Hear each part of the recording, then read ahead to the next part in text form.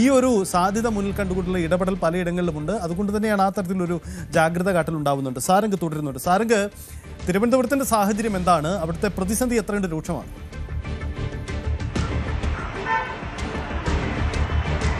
സജിത്ത് ഇപ്പോൾ സൂചിപ്പിച്ചതുപോലെ തന്നെ തിരുവനന്തപുരത്തെയും സ്ഥിതി വ്യത്യസ്തമല്ല. വലിയ രീതിയിൽ ഹോട്ടൽ മേഖലയെ ബാധിച്ച് തുടങ്ങിയിട്ടുണ്ട്. അടുത്ത ദിവസം തൊട്ട് മുഴുവൻ ഹോട്ടലുകളും അടച്ചിടേണ്ട ഒരു സാഹചര്യമാണുള്ളത്. നേരത്തെ പറഞ്ഞ പോലെ തന്നെ കഴക്കൂട്ടമടക്കമുള്ള ടെക്നോ പാർക്ക് മേഖലകളിലടക്കം ഈ ഒരു പ്രശ്നം വലിയ രീതിയിൽ ബാധിച്ചു തുടങ്ങിയിട്ടുണ്ട്.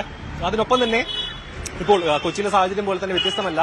ഈ ഒരു ടെക്നോ പാർക്ക് ആയിക്കോട്ടെ, മറ്റ് കോളേജുകളുമായി ബന്ധപ്പെട്ട PGകളായിക്കോട്ടെ, ഈ കഴക്കൂട്ട മേഖലകളിലടക്കം കൂടുതലായി PGകൾ കൂടുതലായിട്ടുണ്ട്. അവിടങ്ങളടക്കമാണ് ഈ ടെക്നോ പാർക്കിലെയും മറ്റും, അതായത് നോർത്ത് ഇന്ത്യയിൽ നിന്നും സംസ്ഥാനത്തിന്റെ പല ഭാഗത്തു നിന്നും ജോലി ചെയ്യുന്നവർ വന്ന് താമസിക്കുന്ന സ്ഥലങ്ങൾ ഇവിടെയാണ്. അതുകൊണ്ട് തന്നെ അവർ പേയിങ് ഗസ്റ്റ് ആയിട്ടാണ് താമസിക്കുന്നത്. അതായത് ഭക്ഷണവും താമസവും ഒരുമിച്ച് ലഭിക്കുന്ന ഒരു സാഹചര്യമാണ് അവർക്കുള്ളത്. പെട്ടെന്ന് ഈ ഗ്യാസിന്റെ ലഭ്യത ഇല്ലാതാകുമ്പോൾ താമസം മാത്രം എന്ന രീതിയിലേക്ക് കാര്യങ്ങൾ മാറും. മാത്രമല്ല അത് കൂടുതൽ പ്രതിസന്ധി ഉണ്ടാക്കുകയും ചെയ്യും. അത് വലിയ രീതിയിലുള്ള പ്രശ്നങ്ങളിലേക്ക് കാര്യങ്ങളെത്തും. കാരണം ഈ ഒരു ഭക്ഷണമില്ലാതെ ഇവർക്ക് മുന്നോട്ട് പോകാൻ കഴിയില്ല. ഈ PGകളുടെ പ്രവർത്തനമടക്കം താളം തെറ്റും. നമ്മളിപ്പോൾ ഉള്ളത് ബേക്കറി ജംഗ്ഷനിലെ ഒരു ഹോട്ടലിലാണ്. ചേട്ടാ, എന്താണ് ഇവിടുത്തെ ഒരു അവസ്ഥ? എന്താണ് അവസ്ഥ? തൽക്കാലം അങ്ങനെ പോകുന്നു, കാര്യങ്ങൾ വലിയ ബുദ്ധിമുട്ടില്ലാതെ പോകുന്നു. ഗ്യാസ് പരിതാപകരമാണ്, എന്നാലും അങ്ങനെ പോകുന്നു. എന്നാണെന്ന് അറിയില്ല. അങ്ങനത്തെ ഒരു അവസ്ഥയിലാണ്. ഐറ്റംസ് കുറച്ചോ? ഐറ്റംസ് ഇല്ല, സാധാരണ അവസ്ഥ തന്നെ പോകുന്നുണ്ട്. വേറെ കുഴപ്പമൊന്നുമില്ല. എന്തൊക്കെയാണോ മെനു അതെല്ലാം കണ്ടിന്യൂ ചെയ്യുന്നുണ്ട്. ഇതുവരെ ഒരു കുഴപ്പമില്ലാതെ പോകുന്നു. എത്ര ദിവസം മുന്നോട്ട് പോകാൻ പറ്റും? തൽക്കാലം നമ്മളിങ്ങനെ പോകുന്നു, ഓരോ ദിവസത്തെ കാര്യങ്ങൾ പോകുന്നു. വെള്ളത്തിന്റെ കുറച്ച് കാര്യങ്ങളും വെള്ളവും ചൂടുവെള്ളമൊക്കെ തൽക്കാലത്തേക്ക് ഒഴിവാക്കിയിട്ടുണ്ട്. ബാക്കി കാര്യങ്ങളൊക്കെ അങ്ങനെ പോകുന്നു.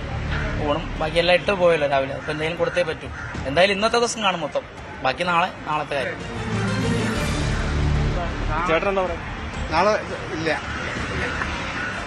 ഇത് തന്നെയാണ് നമ്മളിപ്പോൾ കഴക്കൂട്ടം മേഖലയായിക്കോട്ടെ, ഇപ്പോൾ സിറ്റിയിലാണ് നമ്മളുള്ളത്. ഇവിടെയും ഇന്നൊരു ദിവസത്തേക്കുള്ള ഗ്യാസ് ഉണ്ട്. കാരണം ഹോട്ടലുകളുടെ പ്രാധാന്യം എന്ന് പറയുന്നത് അവിടെ ഒരു ദിവസത്തേക്കുള്ള ഗ്യാസുകൾ എത്തിക്കും, അത് തീരുന്നു, അടുത്ത ദിവസം വീണ്ടും എത്തിക്കും. ആ രീതിയിലാണ് കാര്യങ്ങൾ മുന്നോട്ട് പോകുക. അതിനധികം ഒരുപാട് ഗ്യാസ് സ്റ്റോക്ക് ചെയ്യുന്ന ഒരു സാഹചര്യമില്ല.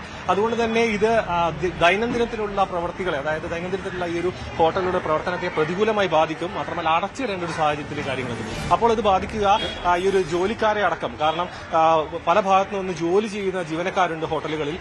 നമുക്ക് മറ്റൊരു പ്രതികരണം നോക്കാം. ചേച്ചി, എങ്ങനെ ഒരു ജീവനക്കാരെ അടക്കമുള്ള, അതായത് പ്രതികൂലമായി ബാധിക്കാനുള്ള ഒരു സാധ്യതയുണ്ട്. ഒരു വളരെയധികം, അതായത് 10ലധികം ജോലിക്കാർ ചെയ്യുന്ന ഹോട്ടലുകൾ നിലവിൽ തിരുവനന്തപുരത്ത് തന്നെ പല ഭാഗങ്ങളിലും പ്രവർത്തിക്കുന്നുണ്ട്. അതെല്ലാം അടച്ചിടുമ്പോൾ ഇവരുടെ ജോലിയും ഒരു പ്രതിസന്ധിയാണ്. ഒപ്പം തന്നെ ഹോട്ടലുകളെ ബന്ധപ്പെട്ടുകൊണ്ട് ഭക്ഷണം കഴിക്കുന്ന നിരവധി പേരുണ്ട്. അതും അങ്ങനെ വലിയ രീതിയിലുള്ള ബുദ്ധിമുട്ട് ഇനി വരും ദിവസങ്ങളിൽ തന്നെ ഉണ്ടാവാൻ സാധ്യതയുണ്ട്.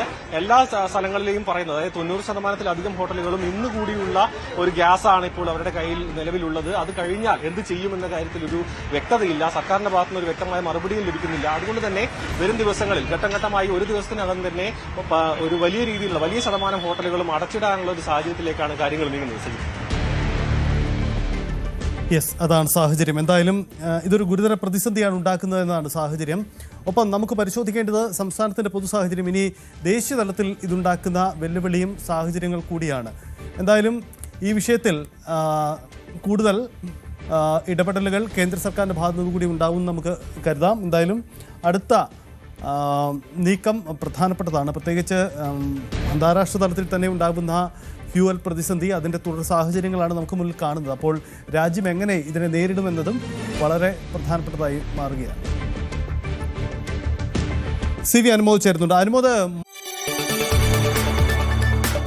കൂടുതൽ വാർത്തകൾക്ക് News 18 Keralam YouTube channel subscribe ചെയ്യുക.